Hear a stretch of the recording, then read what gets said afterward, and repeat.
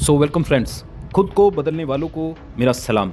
आज का टॉपिक है कमज़ोर स्वाभिमान। मैं आपको बताना चाहूँगा कि एक व्यक्ति का स्वाभिमान ही उस व्यक्ति को या तो आगे बढ़ाता है या फिर नीचे गिराता है। मगर एक बात तो तय है, कमज़ोर स्वाभिमान के साथ आप कभी भी अपने जीवन के किसी भी काम में सफल नहीं हो सकते।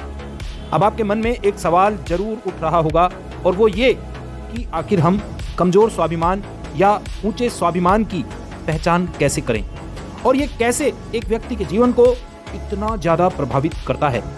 अगर सरल शब्दों में मैं आपको बताऊं तो ऊंचे स्वाभिमान वाले व्यक्तियों में आत्मविश्वास और दृढ़ता, काबिलियत और अपनी जिम्मेदारियों को कबूल करने की इच्छा प्रबल होती है।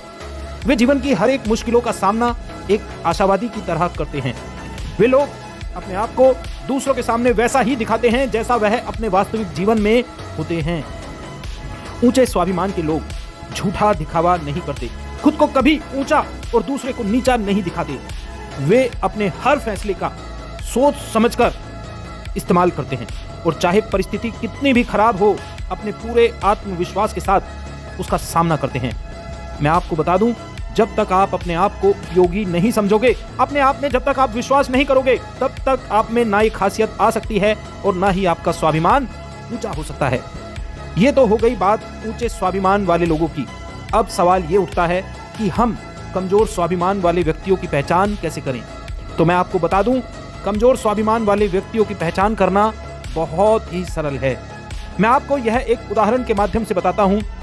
कमजोर स्वाभिमान वाले एक व्यक्ति को उसकी नौकरी में प्रमोशन मिल गया।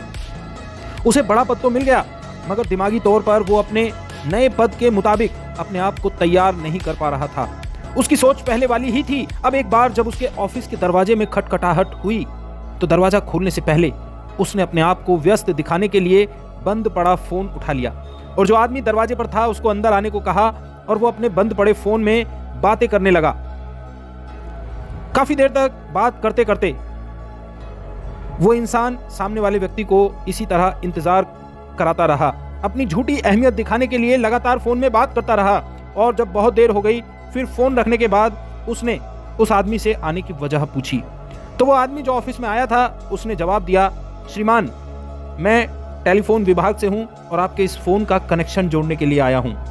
तो क्या गजब की घटना है। वो व्यक्ति जो अपने आप को व्यस्त दिखाने में, अपनी झूठी अहमियत दिखाने में इतना मगरूर हो गया था कि उसने सोचा ही नहीं कि यह फोन खराब है, बंद पड़ा है और हो सकता है ये बंदा इसका कनेक्शन जोड़ने वाला ही हो।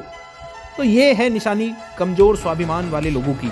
कमजोर स्वाभिमान वाला व्यक्ति हमेशा झूठा दिखावा और अपने आप को दूसरों से ऊपर दिखाने का प्रयास करता है।